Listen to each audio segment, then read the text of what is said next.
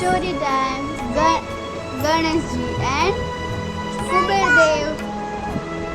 એક દિવસ કુબેરદેવ શંકર દાદાને ઇન્વિટેશન આપવા આવ્યા કે તમે અમારા ઘરે જમવા આવો.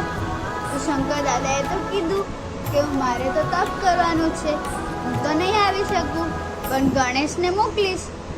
તો કુબેર મહારાજ કે ઓકે, મને તો ચાલશે, તમે ગણેશજીને મોકલજો.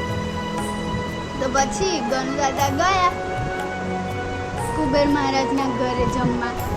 તો ગણુ દાદા જમવા બેઠા તો કુબેર મહારાજને થયું કે આટલા છોટું ગણુ દાદા કેટલું મમમ કરશે. તો એમને તો કીધું કે જમો જમો, અમારા ઘરે તો બહુ બધું છે.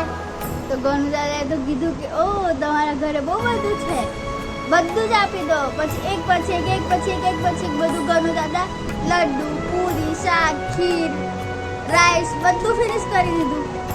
અને ગણુ દાદા કે મને તો હજી ભૂખી લાગી છે, બીજું મમ આપો, બીજું જમવાનું આપો.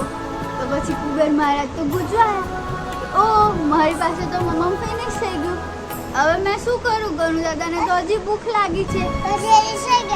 ના, પછી કે મારા ઘરેથી કોઈ મહેમાન જમ્યા વગરનું જાય, મને તો ના ગમે, તો હવે મેં શું કરું? તો પછી દોડતા કુબેર મહારાજ શંકર દાદા પાસે આવ્યા કે ગણુ દાદાની તો ભૂખ શાંત જ નહીં થતી, ગણુ દાદાને તો હજી ભૂખી લાગી છે, બધું ફિનિશ કરી દીધું તો બી. તો પછી પાર્વતી માતાએ થોડા ભાત આપ્યા કે લો આ રાઈસ ગણેશજીને ખવડાવી દેજો, એમની ભૂખ શાંત થઈ જશે.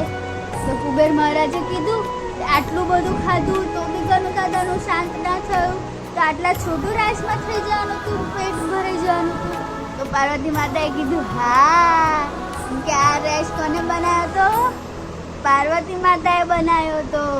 પછી એટલો જીરો મસ્ત રાઈસ ખાઈને પછી ગણુ દાદાનું ટમી ફૂલ થઈ ગયું.